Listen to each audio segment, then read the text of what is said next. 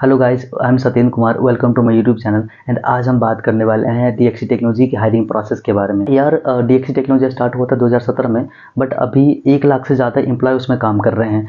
बहुत ज़्यादा ग्रो करने की चांसेस होती है डीएक्सी टेक्नोलॉजी में। अगर आपके पास मल्टीपल ऑफर है जिसका पैकेज लगभग सेम है, तो मैं आपको रेकमेंड करूँगा डीएक्सी टेक्नोलॉजी ज्वाइन करने के लिए, क्योंकि ये 2017 में स्टार्ट हुआ था। 2017 से लेकर 2022 तक इसमें 1 लाख से ज़्यादा एम्प्लॉय काम कर रहे हैं। तो आप सोच सकते हो कि कितना ज़्यादा ग्रो कर रही होगी ये कंपनी।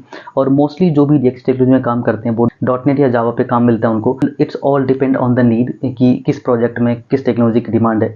मोस्टली जितने भी सर्विस बेस्ड कंपनी होता है वहाँ पे जावा डॉटनेट की ज़्यादा ज़रूरत होती है इन कंपेरिजन टू पाइथन। अब हम बात करते हैं कि आप इसमें अप्लाई कैसे कर सकते हो। तो आपको पता है 2 तरीके से अप्लाई कर सकते हैं, एक तो ऑफ कैंपस और दूसरा ऑन कैंपस। ऑन कैंपस आपके जो टीएनपी सेल है वहाँ से आपको पता चलेगा कि कब डीएक्सी टेक्नोलॉजी हायरिंग करने के लिए आ रही है, कब इसकी फॉर्म भर सकते हो। सारा डिटेल आपको जो टीपीओ है, ट्रेनिंग एंड प्लेसमेंट ऑफिसर, वो आपको देंगे।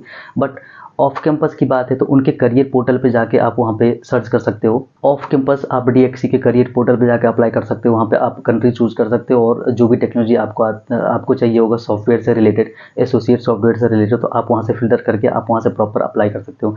तो ये तरीका होता है अप्लाई करने का। मोस्टली जो डीएक्सी टेक्नोलॉजी है वो कॉलेजेस में विजिट करते हैं, तो ऑन कैंपस आपके भी कॉलेज में आ रहे होंगे तो आप वहाँ से ईजिली अप्लाई कर सकते हो और इसके हायरिंग प्रोसेस में पार्टिसिपेट कर सकते हैं। यार, इसके सीटीसी की बात करें तो मोस्टली 4.2 एलपीए का होता है, जो एसोसिएट सॉफ्टवेयर इंजीनियर के रोल के लिए हायर करते हैं। ये मोस्टली कॉलेजेस में जाते हैं एसोसिएट सॉफ्टवेयर डेवलपर के रोल के लिए ही 4.2 एलपीए। इससे पहले 3.6 देते थे, बट अभी 4.2 हो गया है 2023 के बाद। अगर इसकी एलिजिबिलिटी क्राइटेरिया की बात करें तो आपको भी पता है कि मोस्टली कंपनी में मोर देन 60% होना चाहिए 10th 12th and through out the engineering. जो भी आप कर रहे हो एकेडमिक, चाहे वो एमसीए हो, चाहे एमबीए हो, या फिर बीटेक हो, बीई हो, जो भी हो, उसमें आपको मोर देन 60% होना चाहिए या फिर मोर देन 6 सीजीपीए। तो ये इसका क्राइटेरिया होता है। और नो एक्टिव बैकलॉग, मतलब कोई भी आपका बैकलॉग नहीं होना चाहिए। जब आप एग्जाम दे रहे होगे उस टाइम पे बैकलॉग रहेगा तो चलेगा, जब डॉक्यूमेंट वेरिफिकेशन हो रहा होगा उस टाइम पे आपका कोई भी बैकलॉग नहीं होना चाहिए। अगर ऐसा कोई बैकलॉग होता है और आपने पहले से उसका एग्जाम फॉर्म फिल कर रखा है तो आप वहाँ से रिजेक्ट हो सकते हो। तो जब भी डॉक्यूमेंट वेरिफिकेशन हो रहा है उससे पहले तक आपका बैकलॉग क्लियर होना चाहिए। अगर इसके एग्जाम पैटर्न की बात करें तो ऑनलाइन टेस्ट होता है जिसमें से आपसे पूछा जाता है verbal ability, aptitude, reasoning and आपको ऐसे लिखना पड़ता है वहाँ पर। ये सारा हो गया जो कि नॉन टेक्निकल का हो गया। और टेक्निकल पार्ट में आपसे कोडिंग पूछा जाएगा या फिर ऑलरेडी कुछ कोड स्निपेट दिया रहेगा, उसमें बग होगा, आपको उसको डिबग करना होगा। कुछ ऐसे कोड होंगे जो वहाँ पे मिसिंग होगा, जहाँ पे आपको फिल करना है और फिर आपको उसको रन करना है, या फिर ऑलरेडी वो कोड लिखा रहेगा, आपको उसको करेक्ट करना होगा, मतलब ओवरऑल डिबग करना होगा। या फिर डिबगिंग सेक्शन हो सकता है या फिर कोडिंग सेक्शन हो सकता है। अगर डिबग करने के लिए देगा तो कोडिंग नहीं पूछेगा, अगर कोडिंग देगा तो आपको डिबग करने के लिए नहीं देगा। अगर कोडिंग देगा तो 2 कोडिंग क्वेश्चंस होगा जो कि ईजी होगा। तो ये इसका ऑनलाइन एग्जाम पैटर्न होते हैं। अब यार, इसके इंटरव्यू प्रोसेस की बात कर लेते हैं। आपको भी पता है कि जितनी भी कंपनीज होता है वो टेक्निकल राउंड तो लेता ही लेता है, साथ में एचआर राउंड भी लेता है। तो मोस्टली कंपनी क्या करती है, जो सर्विस बेस्ड कंपनी है, जब ऑन कैंपस हो रही होती है तो उसमें technical round plus HR round दोनों एक साथ मर्ज कर देते हैं। बट जो ऑफ कैंपस हो रही होती है वहाँ पे टेक्निकल अलग होता है और एचआर अलग होता है। एचआर राउंड के साथ साथ आपका डॉक्यूमेंट भी वेरिफिकेशन कर लिया जाता है। तो ये होता है ऑफ कैंपस में। ऑन कैंपस में मोस्टली क्या होता है, जो इंटरव्यू होता है वो टेक्निकल इंटरव्यू और एचआर इंटरव्यू दोनों मर्ज कर लिया जाता है और एक साथ दोनों होता है। ये 30 मिनट का होगा।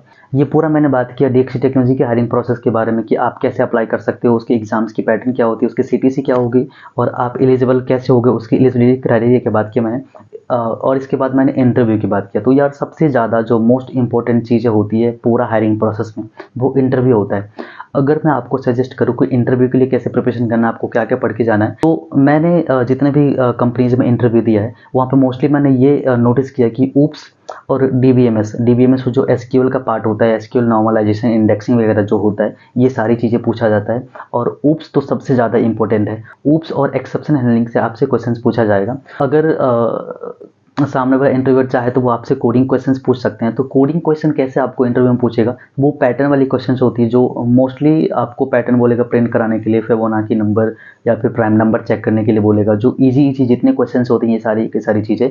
कोई एरिया आपको दे देगा, उसको बोलेगा रिवर्स करने के लिए। कोई स्ट्रिंग दे देगा और स्ट्रिंग में कोई आपको अल्फ़ाबेट फाइंड करने के लिए दे देगा, उस अल्फ़ाबेट का क्या इंडेक्स है ये फाइंड करने के लिए दे देगा। तो इस टाइप का क्वेश्चंस पूछे जाते हैं इंटरव्यू में।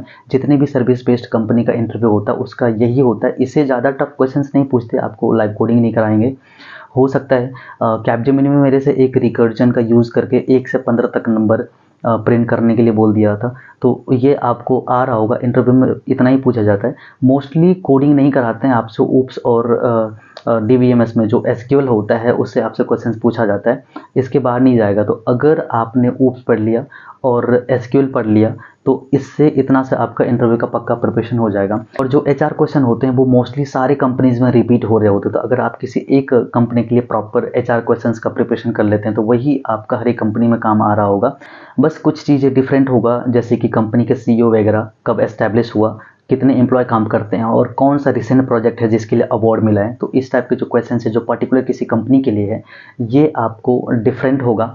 बट जो कॉमन क्वेश्चंस है जैसे कि why you want to join my company, where you want to see yourself after 5 year, this type के जितने भी क्वेश्चंस हैं ये सारा कॉमन होने वाला है। बट पर्टिकुलर क्वेश्चन जो कंपनी से रिलेटेड है बस अब वो आपको चेंज करना है, बाकी एचआर क्वेश्चन आपका पूरा सेम होगा।